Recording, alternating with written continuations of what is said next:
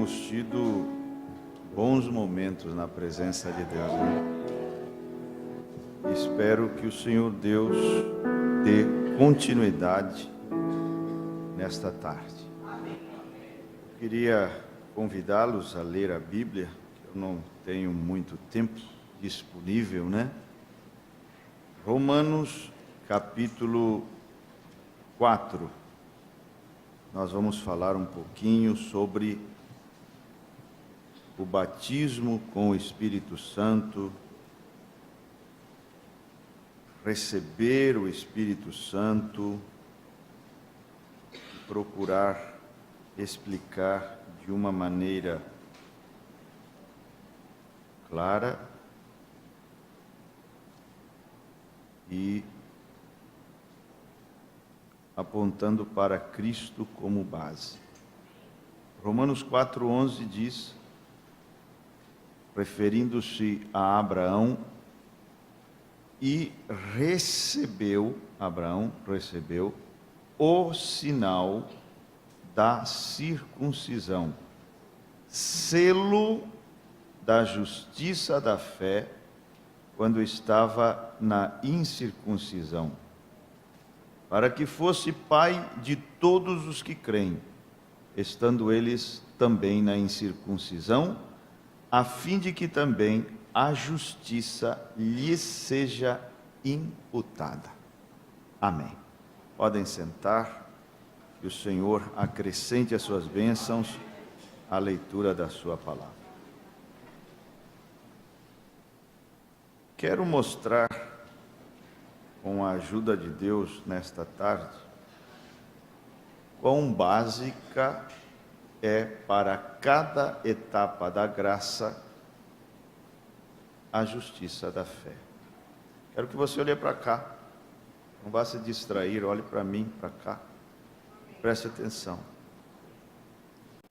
A justiça da fé, a justiça imputada, ela é base para tudo. Para você ser aceito por Deus, ela tem que estar na tua conta, por imputação. Você também pode se basear nela, se apoiar nela para receber a libertação de vícios, pecados, fraquezas. E como acabamos de ler, ela também, a justiça da fé, é a base para quem deseja receber o batismo com o Espírito Santo. Por quê? Segundo a tipologia do Velho Testamento, o irmão Branham mostra isso na mensagem O que é o Espírito Santo, a circuncisão é um tipo do Espírito Santo. Circuncisão fala do nosso batismo com o Espírito Santo, era um tipo do nosso batismo com o Espírito Santo. E para mostrar que isso é assim, o profeta toma uma passagem bíblica do discurso de Estevão. Quando Estevão diz, repreendendo os líderes da época, duros de coração e incircuncisos de ouvidos, vós sempre resistis ao Espírito Santo.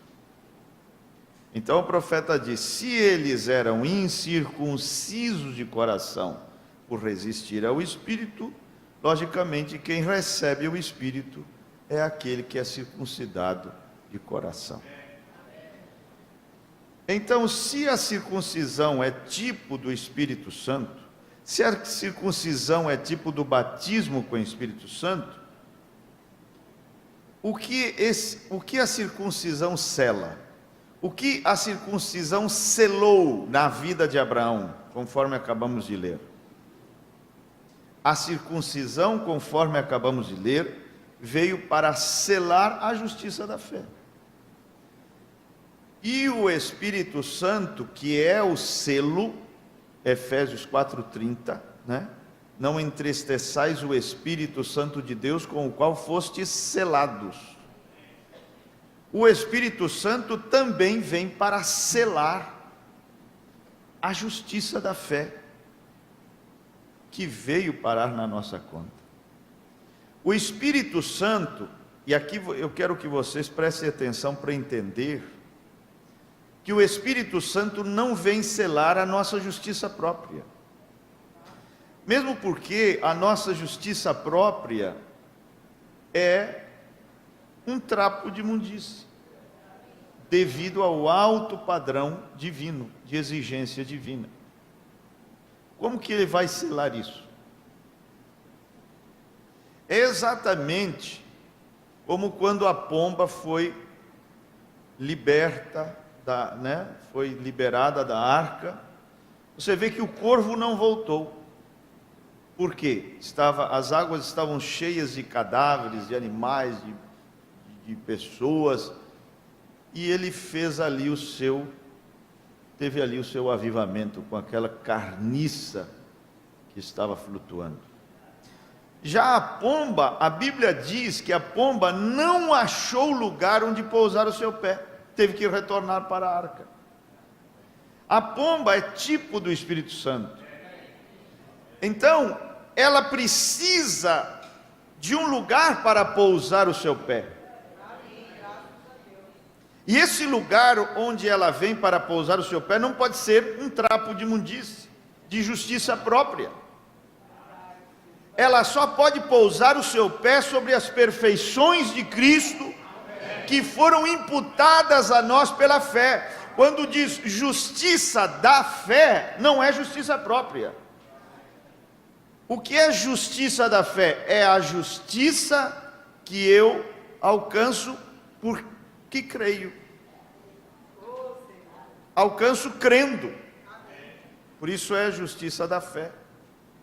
É justiça alheia, justiça de outra pessoa, no caso Cristo, que veio parar na minha conta porque eu criei.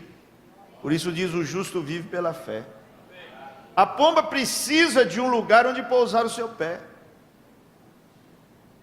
E esse lugar é a justiça da fé, a justiça de Cristo depositada na nossa conta.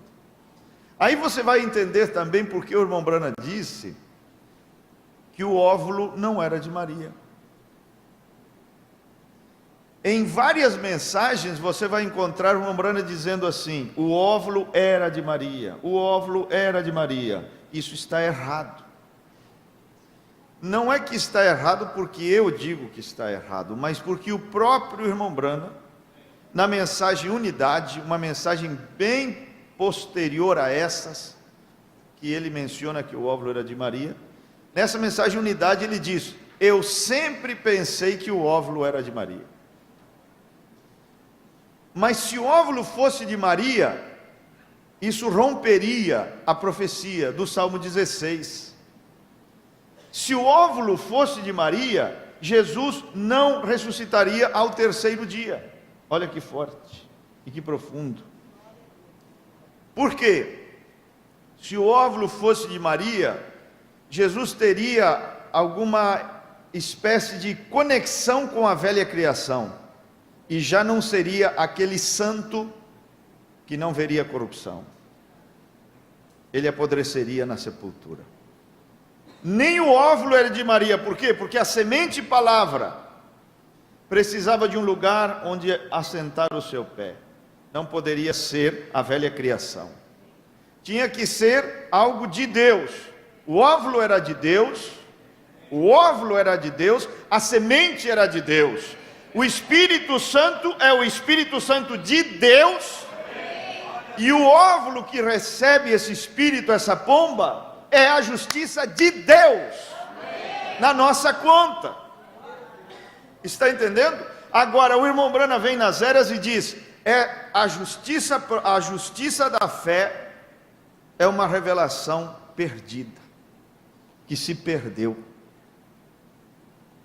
pela qual a igreja precisa orar, a igreja precisa urgentemente entender a questão da justiça da fé, para que ela usufrua de comunhão com Deus, íntima, para que ela se liberte de fraquezas e vícios e pecados, para que ela receba o batismo com o Espírito Santo.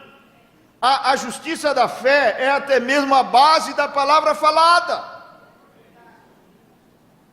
Lembra quando Jesus ensinou a palavra falada? Uma das ocasiões foi quando ele se deparou com uma figueira que só tinha folhas, não tinha frutos, só tinha folhas. E quando você pensa em folhas de figueira, você pensa em justiça própria. Em religião, você é levado a Adão e suas folhas de figueira.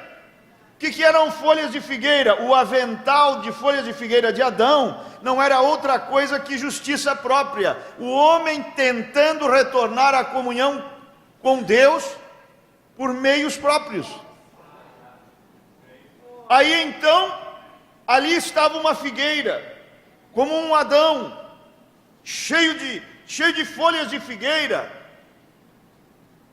cheia de justiça própria, e Jesus amaldiçoou aquilo, e então disse, depois ele pregou a palavra falada e disse: se disseres a este monte, até que nós não amaldiçoemos a justiça própria, e taxemos a justiça própria como trapo de imundície, nós não teremos acesso ao poder da palavra falada.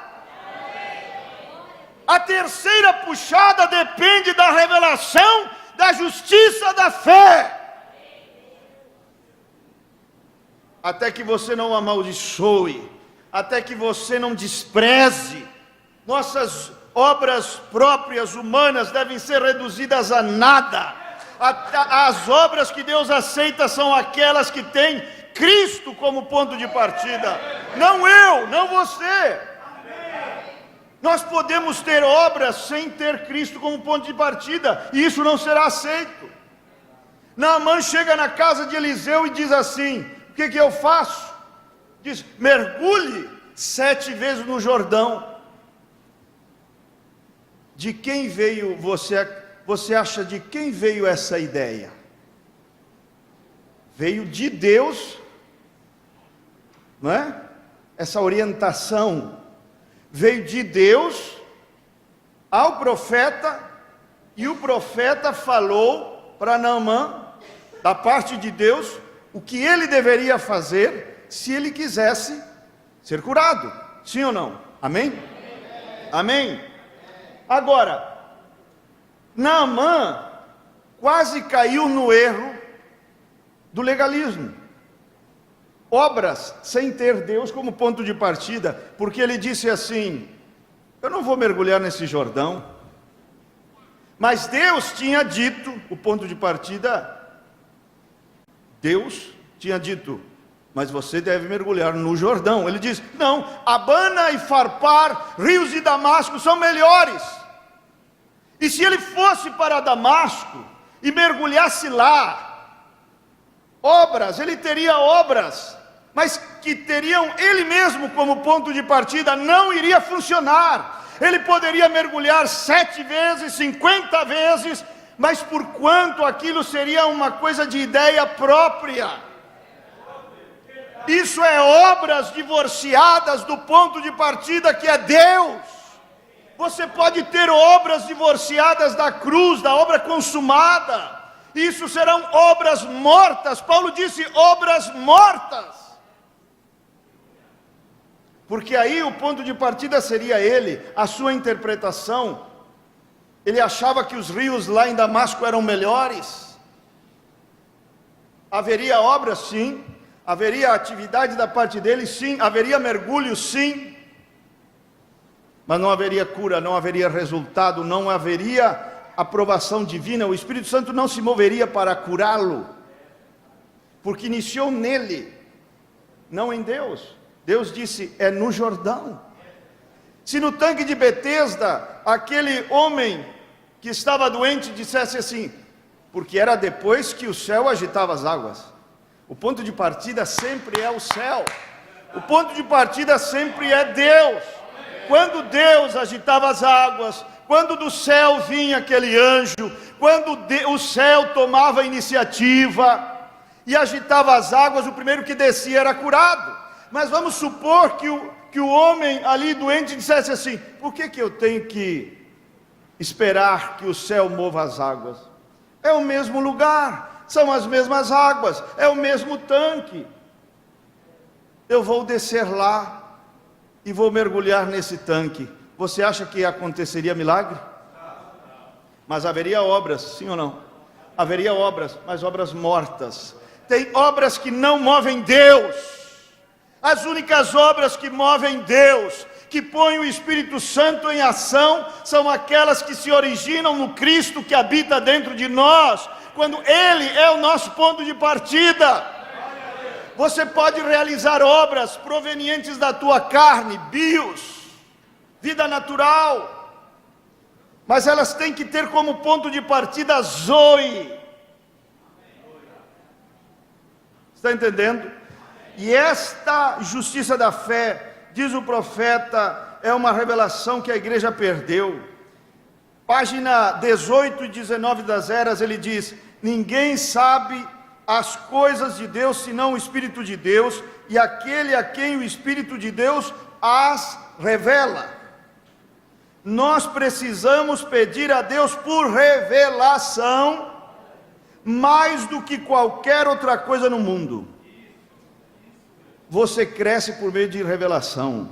Você diz: eu quero crescer, eu vou fazer isso, eu vou fazer aquilo. Crescimento vem por meio de revelação. Sucessivas revelações trazem crescimento contínuo para a tua vida, porque sobre esta pedra, revelação, edificarei, edificar, um tijolo em cima do outro, edificar, crescimento, edificação, vem por causa da revelação, pela revelação. Quando diz de fé em fé, é de revelação em revelação, sucessivas revelações. É isso que traz o teu crescimento espiritual e teu amadurecimento. Por isso ele diz: precisamos pedir a Deus por revelação mais do que qualquer outra coisa no mundo. Temos aceitado a Bíblia, temos aceitado as grandes verdades dela, preste atenção, mas isto ainda não é real para a maioria das pessoas, porque a revelação dada pelo Espírito não está ali.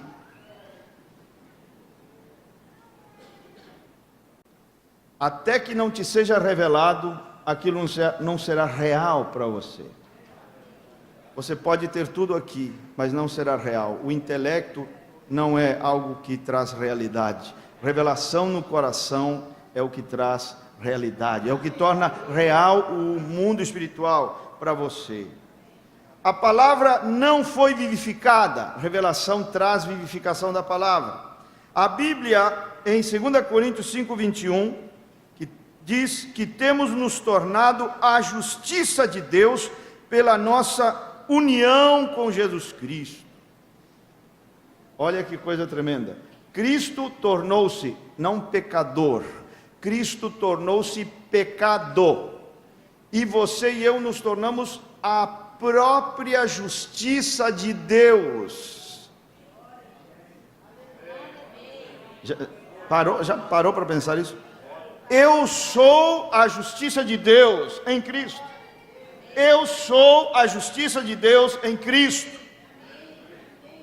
Você entendeu isto? Olha o profeta dizendo: diz que somos a própria justiça do próprio Deus por estarmos em Cristo. Diz que Ele, Jesus, tornou-se pecado por nós. Não diz que Ele tornou-se pecador, mas tornou-se pecado por nós, para que por nossa união com Ele pudéssemos nos tornar a justiça de Deus.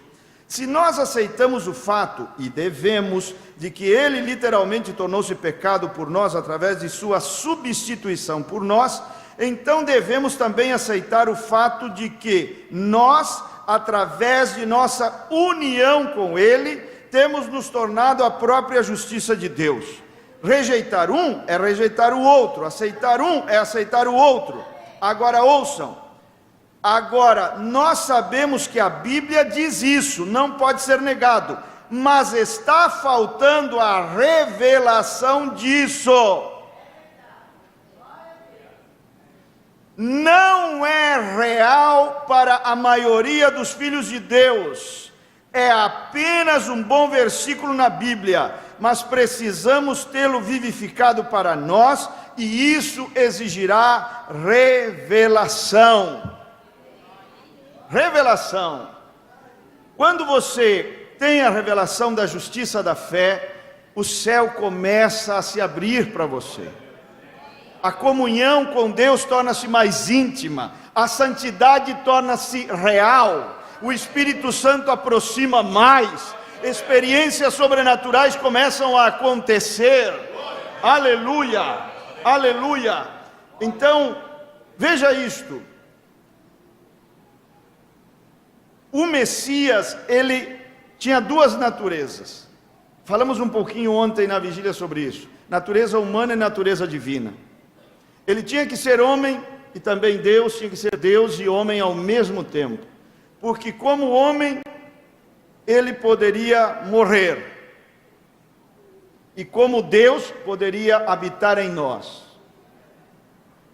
Certo?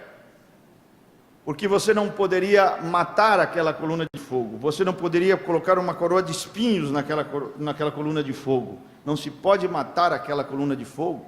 É a própria vida. Então, nós precisávamos que Deus tivesse forma humana para morrer. Tivesse essa forma humana. E quando ele morreu, esse homem nos dá uma posição de aceitação e aprovação aos olhos de Deus. Mas a parte divina vem para nos dar a experiência com Deus, para que o nosso viver seja coerente com nossa posição. Porque senão, nós diríamos assim, pela justiça de Cristo que está na nossa conta, eu sou justo. Isso é uma posição de justo aos olhos de Deus. Mas então nós viveríamos, se não tivéssemos o Espírito Santo, nós viveríamos uma vida, vamos dizer, não cristã. Então, eu não teria vida vivida, mas teria uma confissão de posição de justo. Eu seria uma contradição ambulante. Para que não exista isso, Cristo, o homem, nos dá uma posição de justos aos olhos de Deus, e a parte divina do Messias vem para habitar em nós, para nos dar uma vida de justo aos olhos dos homens. Amém? Quando você começa a compreender isto, irmão, você começa a se alimentar do alimento sólido. Em Hebreus capítulo 5, quero que você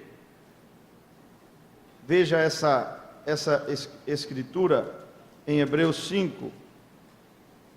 Hebreus 5, versículo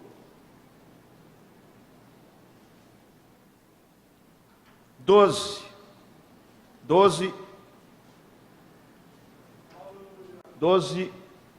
e 13. 12 e 13.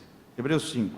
Porque devendo já ser mestres pelo tempo, ainda necessitais de que se vos torne a ensinar quais sejam os primeiros rudimentos das palavras de Deus.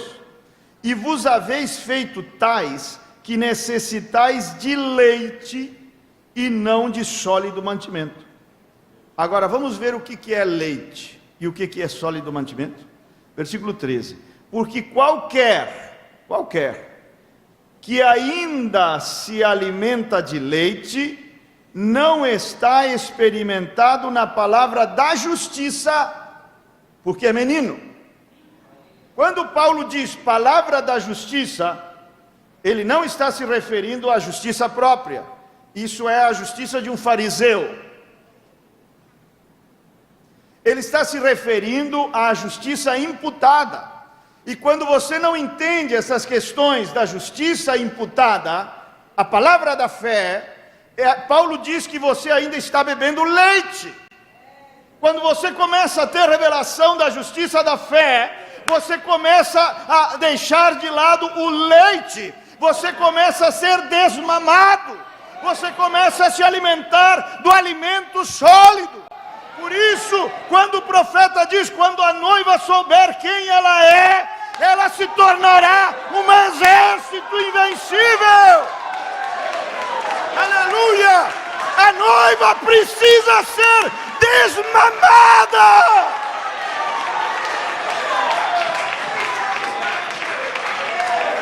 Você precisa ser desmamado desse legalismo de folhas de figueira, dessa justiça própria.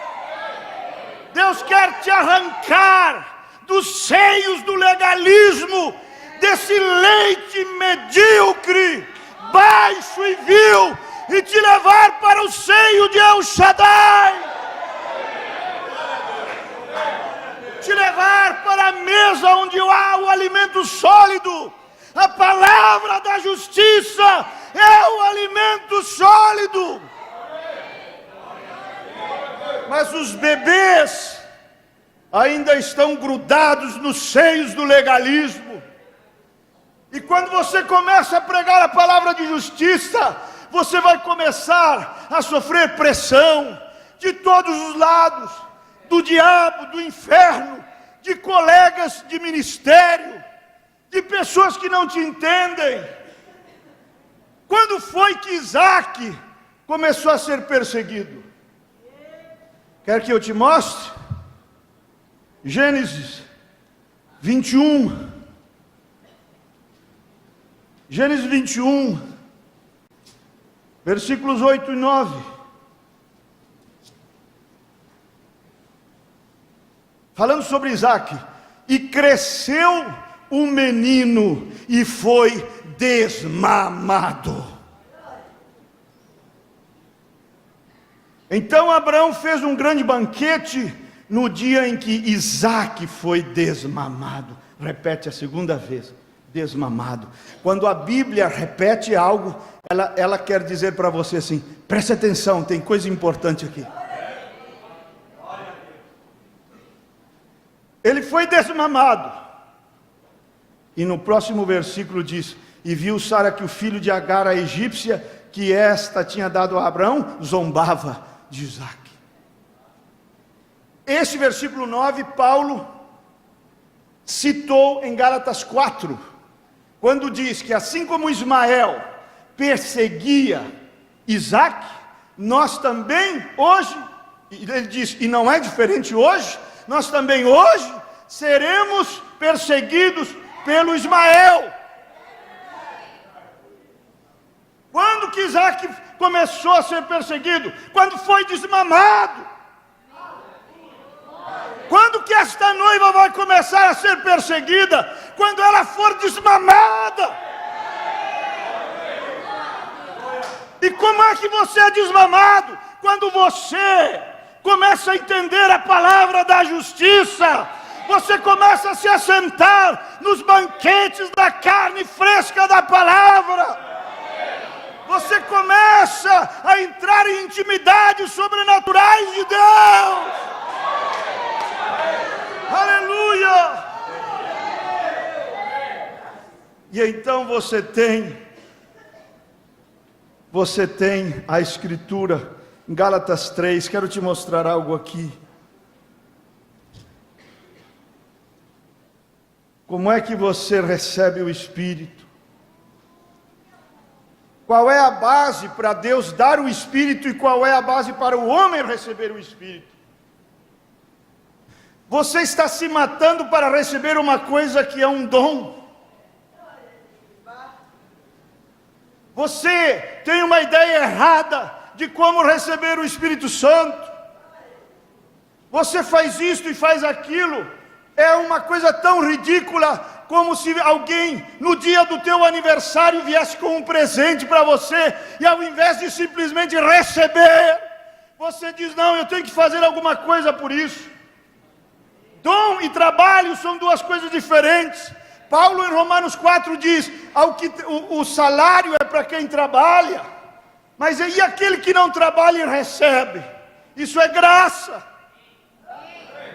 Você quer trabalhar por uma coisa que Jesus já trabalhou. A Bíblia diz: receba o dom do Espírito Santo.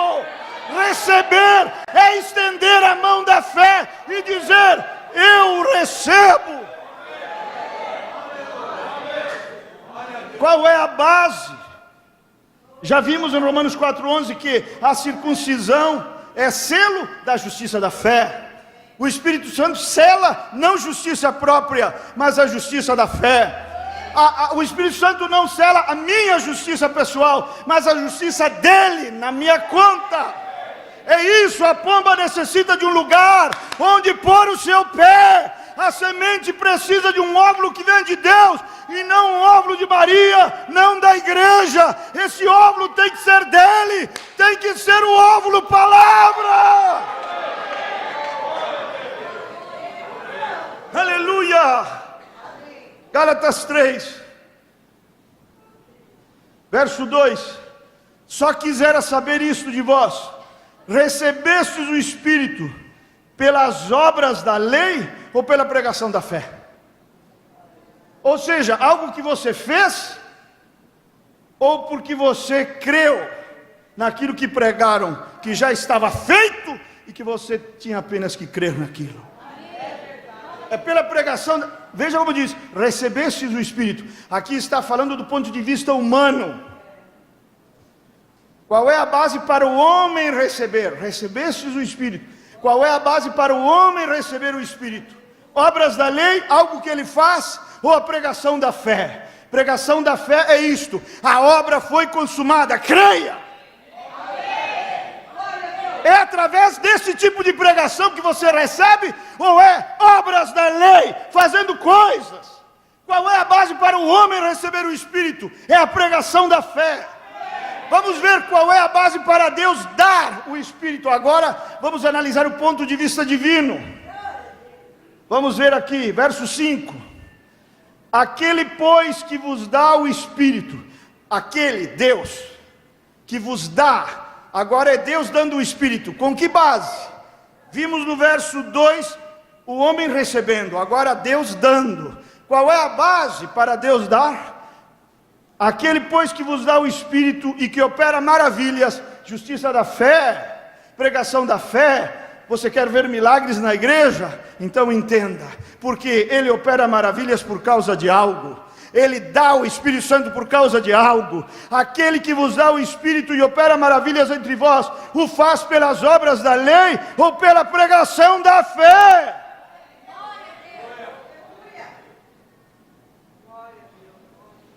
Se você não entender isso, você vai perder muita coisa. Cada etapa da graça tem o seu paralelo com uma parte. Preste atenção nisso. Aqui está a chave para que você não tenha mais dúvidas se tem ou não o Espírito Santo. Cada etapa da graça está conectada, ligada, tem o seu paralelo com alguma parte específica da obra consumada de Cristo. Se uma pessoa vem a você, um pecador, e diz: eu quero ser aceito por Deus, quero ser salvo, o que eu faço? Você não diz para ele fazer alguma coisa. Você não diz: vê aquele quartinho, se fecha naquele quarto e comece a orar e jejuar até Deus te salvar. Você não faria isso. Você apresentaria uma parte específica da obra consumada de Cristo que tenha relação com a experiência subjetiva que esse homem está buscando. Ele está buscando o perdão de seus pecados. Ele está buscando ser aceito por Deus. Você vai apresentar a morte de Cristo, porque essa experiência subjetiva que ele está procurando está conectada a essa parte da obra consumada de Cristo, que é a morte. Se a pessoa quer a santificação, ela tem que ter a revelação da ressurreição. Ressuscitamos para a nova vida, Romanos 6. E aqui está uma chave. E o batismo com o Espírito Santo está conectado a outra parte da obra consumada de Cristo, que é a exaltação de Jesus à destra de Deus. Se você tem a revelação da morte de Cristo, você alcança a experiência da justificação.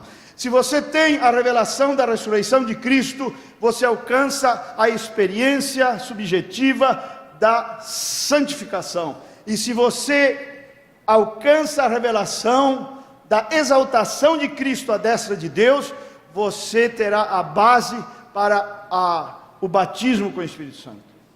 Se você notar, todas as etapas da graça não é algo que você faz, é uma revelação de alguma coisa que Ele fez. Eu quero te mostrar em Atos capítulo 2, abra sua Bíblia por favor, versículos 33 em diante. Atos 2, 33 em diante.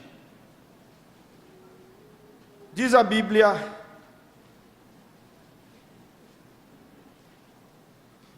de sorte que, Pedro está pregando depois de Pentecostes, Pedro está pregando depois do batismo com o Espírito Santo, procure entender isso por favor, de sorte que, exaltado pela destra de Deus, algumas versões que eu gosto mais, dizem, exaltado à destra de Deus, porque fala da exaltação dele à destra, e não pela destra, mas à destra, de sorte que, exaltado à destra de Deus, e tendo recebido do Pai a promessa do Espírito Santo, derramou isto que vós agora vedes e ouvis.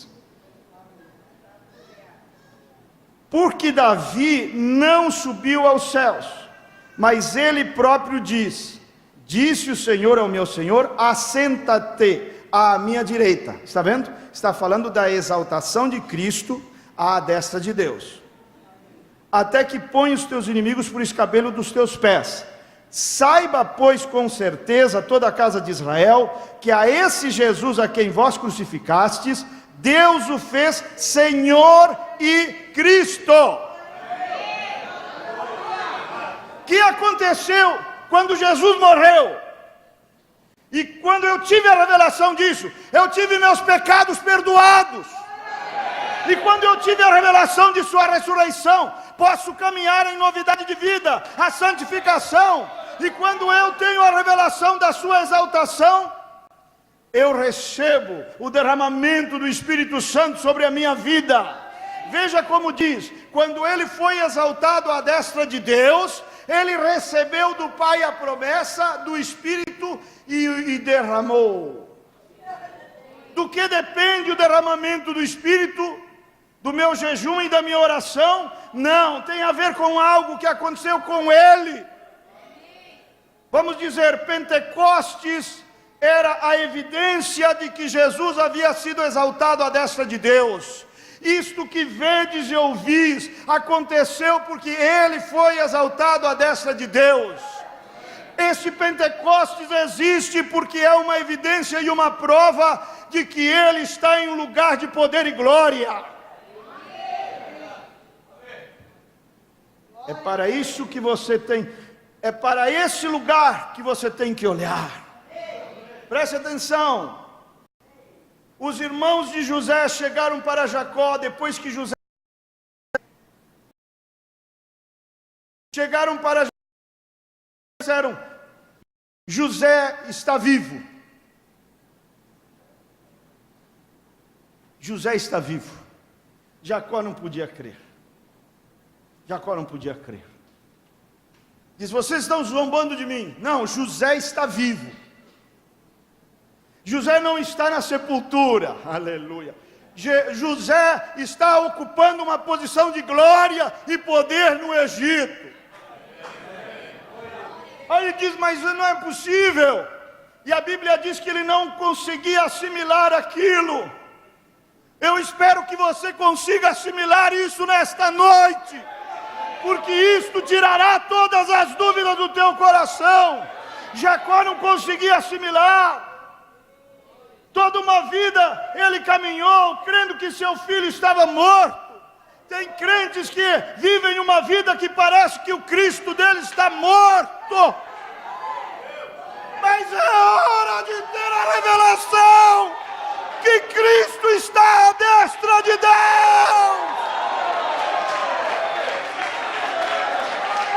Aleluia!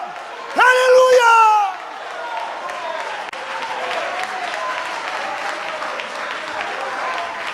Lutero, uma certa vez, estava tão cheio de problemas, como quem sabe você está cheio de problemas, está cheio de dívidas, está cheio de problemas com seus filhos, está cheio de problemas aqui e acolá, e Lutero estava oprimido pelos problemas, e ele estava com um semblante tão caído.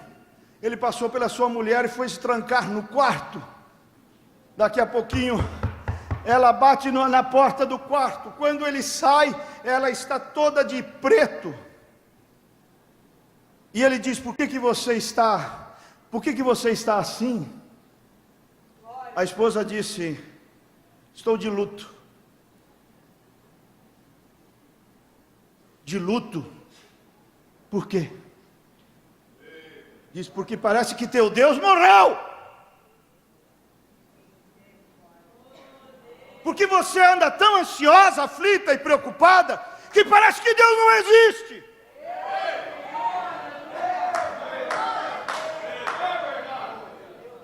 Teu Deus é maior. Teu Deus é maior que o mundo, que as drogas, que os pecados, que as fraquezas. Deus é maior. Aleluia! Aleluia! Aleluia!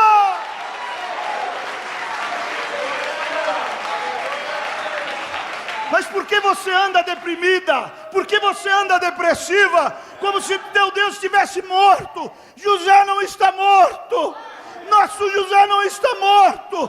Ele está ocupando um lugar de glória e poder à destra de Deus, sobre todos os inimigos da igreja.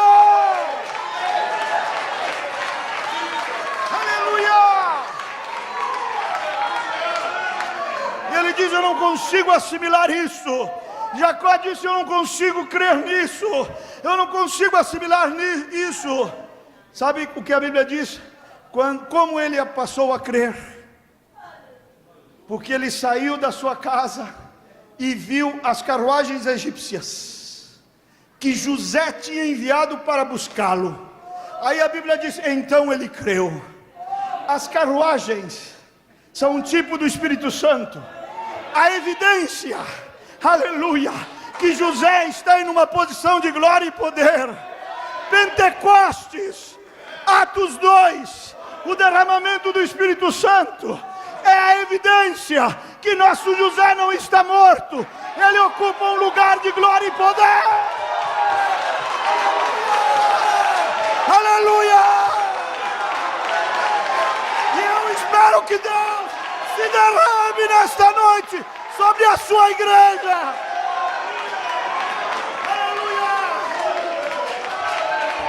Glória a Deus. Espírito Santo venha. Espírito Santo venha. Porque o teu filho foi exaltado.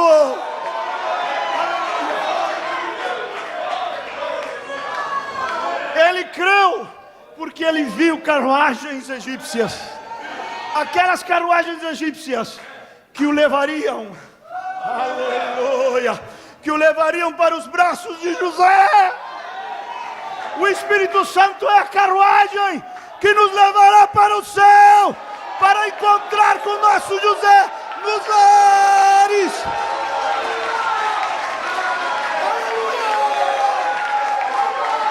Aleluia! Aleluia!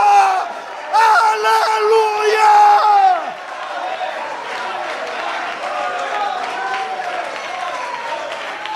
A evidência. Como eu sei que José está vivo? As carruagens estão ali. Como eu sei que meu José está vivo? O Pentecostes aconteceu. Por que o Pentecostes aconteceu? Porque eles estavam fazendo alguma coisa? Não. Não, não, não. O Pentecostes é a evidência da grandeza dele, não da tua grandeza. O Pentecostes é para provar que ele está numa posição de glória e poder, não que você é grande. O Pentecostes aconteceu não para mostrar que você é um jejuador e um homem de oração, mas para provar a grandeza dele, onde ele está. Aleluia.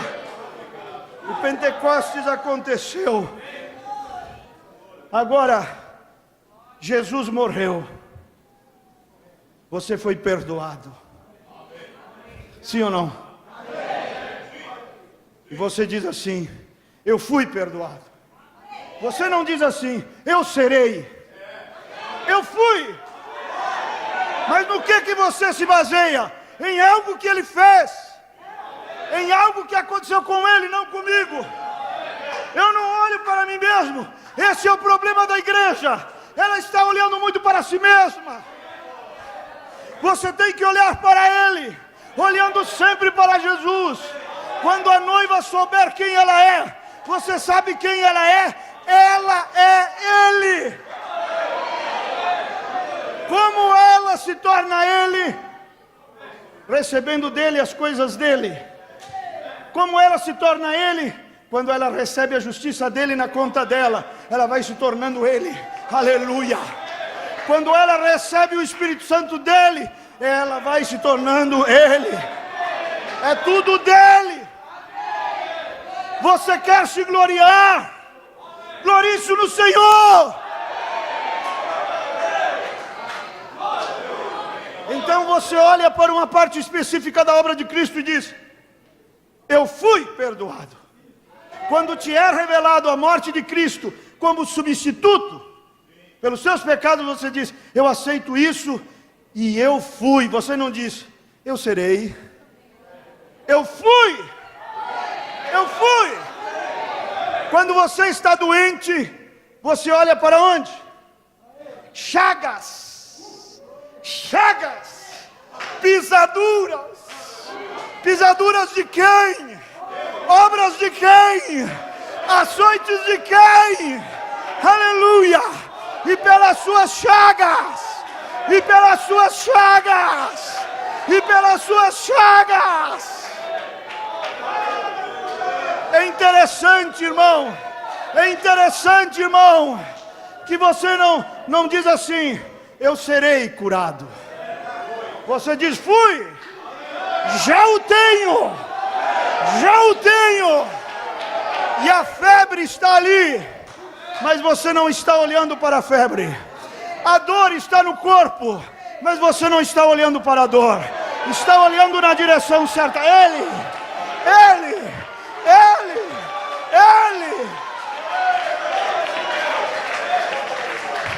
E o diabo diz: você está mentindo, porque os sintomas ainda estão ali. Você está mentindo porque o médico disse que você tem essa enfermidade. Mas você não dá ouvidos.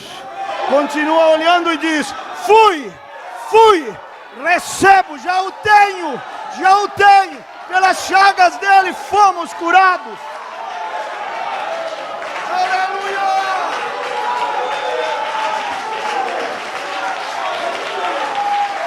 Aleluia! Aleluia! Quando quero receber o perdão dos pecados, olho para a sua morte e digo: já o tenho. Quando quero receber a cura, olho para as suas chagas e digo: já o tenho. E quando quero receber o Espírito, olho para a sua exaltação e digo: já o tenho.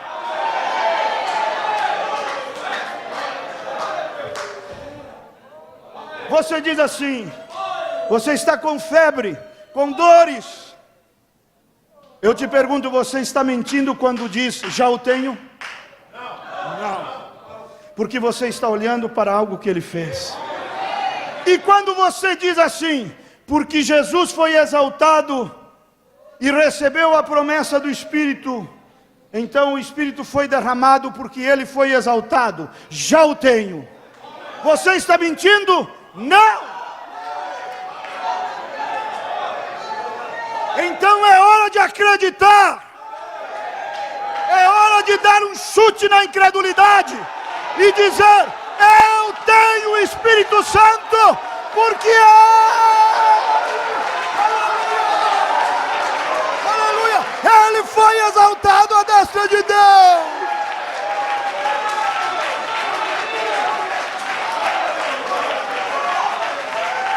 Agora eu quero ver você aí, que tem duvidado se tem ou não o Espírito Santo. Você que tem dúvidas, que não sabe se tem ou não tem, é porque você está olhando para si mesmo. É a mesma coisa se você estivesse doente e olhasse para os sintomas, você diria: eu não tenho a cura. Eu não tenho a cura, porque a febre está ali, a dor está ali, o sintoma está ali. Você diria: eu não tenho a cura. Mas quando você olha para as chagas dele, diz: eu tenho a cura. Aleluia! Deus! Quando você olha para si mesma, quando você olha para si mesmo, vê tanta fraqueza, tantos erros, tantas falhas, aí você diz: eu não tenho o Espírito Santo. Mas quando você olha para a exaltação dele, você diz: eu tenho o Espírito Santo.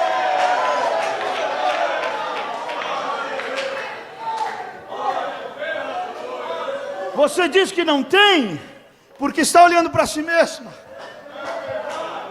Você diz que não tem, porque está olhando para seus sentimentos. Você diz que não tem, porque não está olhando para Ele. Mas eu quero que você ousadamente nesta noite diga: eu tenho o Espírito Santo. Eu tenho o Espírito Santo. E o diabo vai dizer: mas você tem tantas falhas. Não estou olhando para mim mesmo.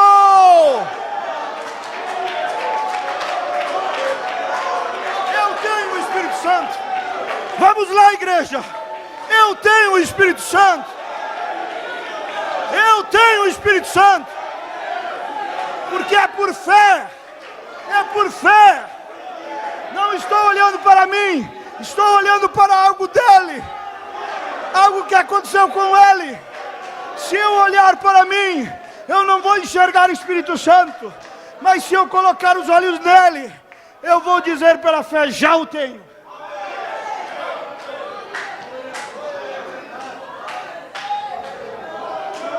Já o tenho. Se você está doente, você olha para as chagas dele e diz: já o tenho. Tenho a cura. Mas aí o sintoma está ali. A febre está ali, a dor na coluna está ali. Mas você não olha para si mesmo. Ou senão você se perde. Você olha para as chagas dele, é sempre para ele. Olhando sempre para ele. Olhando sempre para ele. E diz: já estou curado. E você não está mentindo.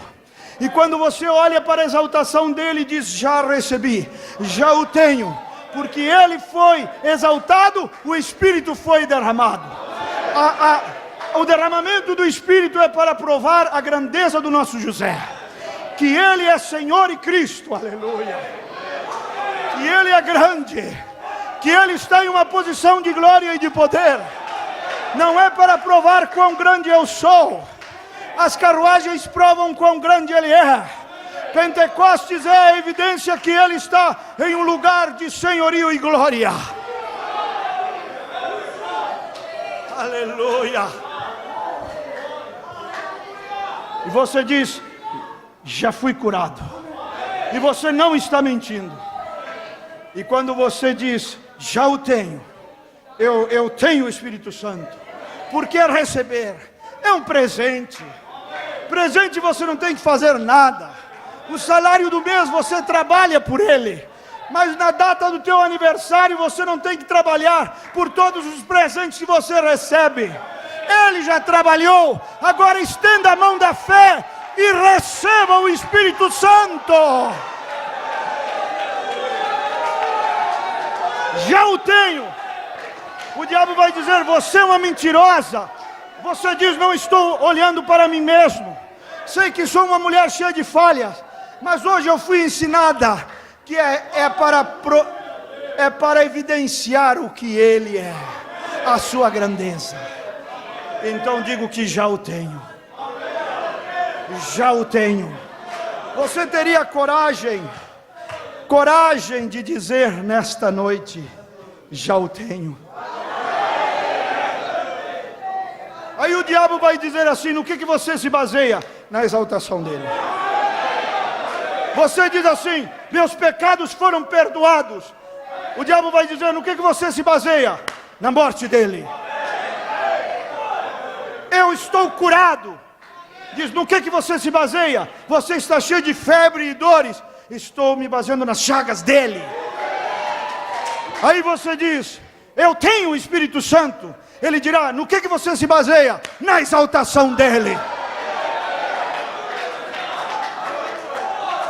Não deixa o diabo virar a tua cabeça. Não deixa o diabo virar a tua cabeça. Fazer com que você olhe para si mesmo, para si mesma. Declare nas bases da exaltação dele à destra de Deus: eu já o tenho. Glória a Deus. Quero ver você gritar isso nesta noite. Vamos lá, quero ver você confessar isto. Você tem coragem? Você tem coragem de gritar esta verdade? Aleluia! Vai dissipando as dúvidas, Senhor. Vai dissipando as dúvidas, Senhor. Vai dissipando as dúvidas, Senhor. Oh, Espírito Santo, dissipador de dúvida. Você tem coragem de gritar isso? Eu já o tenho. Eu já o tenho. Porque Ele foi exaltado, eu já o tenho. Eu fui curado porque Ele foi açoitado. Eu fui perdoado porque Ele morreu. Eu posso viver santamente porque Ele ressuscitou. Eu tenho o Espírito Santo porque Ele foi exaltado.